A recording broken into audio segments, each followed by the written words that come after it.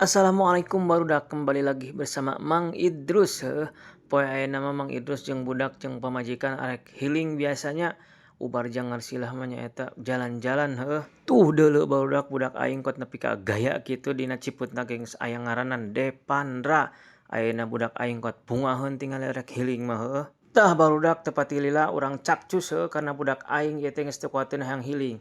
Dah barudak deuleu ieu aya di kopi shop jeung budak jeung pamajikan tingali pesen kopi nagengan hiji naon teu ngeunah aing pait eta teh euy. Sok kebiasaan budak aing mah nya lamun dibawa healing ka mana-mana oge sok kalah peureum itu teuing kunaon teuing turunan ti saha itu nya. Jeung deui aya anu nanya ka Mang Idrus di sisi jalan si kunaon Mang Idrus eta budak teh kot bahagia rek dibawa ulin teu nyaho kalah peureum cenah tu tingalikeun.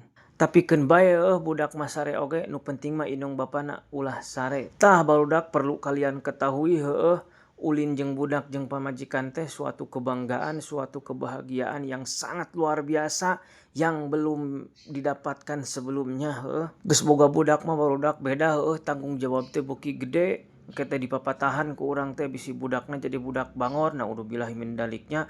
Si Depan mah sing pinter, sing soleh, sing taat kanu jadi orang tuana, sing taat kanu jadi agamana nya.